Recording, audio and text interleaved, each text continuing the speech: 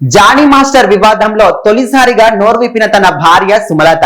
So మరి Johnny master కి సంబంధించి గత 2-3 రోజుల నుంచి కూడా సోషల్ మీడియాలో కావచ్చు, ఇటు సినీ రంగంలో కావచ్చు, లేకపోతే రాజకీయ రంగంలో కూడా ఎక్కడ చూసినా కూడా ఇది ఒక హాట్ టాపిక్ గా, సంచలనమైన ఒక కేసుగా ఇదంతా కూడా ఇప్పుడు మనకు పోర్ట్రేట్ అవుతుంది. సో ఒక విధంగా చూసుకుంటే జానీ మాస్టర్ కి సంబంధించి మన టాలీవుడ్ లో one of the top rated choreographer అనుకోవచ్చు. రీసెంట్ గానే బెస్ట్ కొరియోగ్రాఫర్ అవార్డు కూడా వచ్చింది. సో మరి ఆయనకు సంబంధించి తన దగ్గరే పనిచేస్తున్నటువంటి ఒక మహిళా కొరియోగ్రాఫర్, 21 ఏళ్ళు ఉన్నటువంటి మహిళ తన మీద అఘాయిత్యాలు చేస్తున్నాడు, లైంగికంగా దాడి చేశాడు, చాలా మటుకు కొట్టడం కానీ, బూతులు తిట్టడం కానీ, తను అంటే ఇలాంటివి అడిగినప్పుడు ఒప్పుకోకపోతే నన్ను తిట్టడం కానీ, కొట్టడం కానీ, ఇలాంటివన్నీ కూడా చేసేవాడు.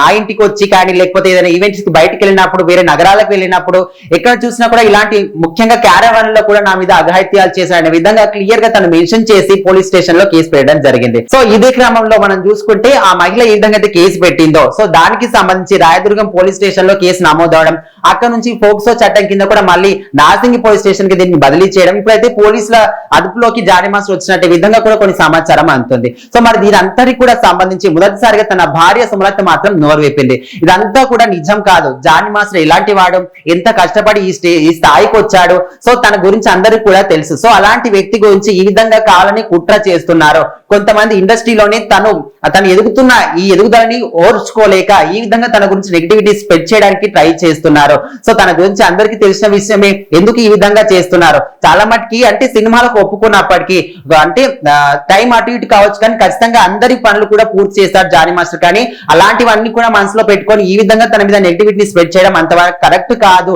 ఎందుకు ఈ విధంగా చేస్తున్నారు, తన గురించి అందరికీ తెలుసు, తన మనస్తత్వం ఎలాంటిదో, తను పనిచేసే తత్వం ఎలాంటిదో. సో తన కష్టాన్ని గుర్తించారు కాబట్టి స్టారింగ్ అందరూ కూడా వరుసగా తనకి ఛాన్సులు ఇస్తున్నారు. ఇలాంటివన్నీ కూడా ఆలోచించకుండా ఈ విధంగా నెగిటివిటీని ఎందుకు స్ప్రెడ్ చేస్తున్నారు అనే విధంగా తను మాత్రం మీడియా ముందుకు వచ్చి చెప్పడం జరుగుతుంది. సో మరి ఏదేమైనప్పటికీ తను తప్పు చేయకపోతే ఎందుకు పరారీలో ఉన్నాడు, ఇంతవరకు కూడా ఫోన్ కూడా అందుబాటులోకి ఎందుకు రాలేదనే విధంగా ఇంకొంతమంది క్వశ్చన్ చేస్తున్నారు. ఇంకొంతమంది జానీ మాస్టర్ ఫ్యాన్స్ ఏమంటున్నారంటే, అంటే ఇప్పుడే నీ కెరీర్ అనేది ఇంకా సక్సెస్ఫుల్ గా ముందుకెళ్తున్న క్రమంలో ఇప్పుడు ఈ విధంగా చేయడం ఏంటన్నా, నువ్వు ఎందుకు ఈ విధంగా చేస్తావని ఇంకొంతమంది అనుకుంటున్నారు.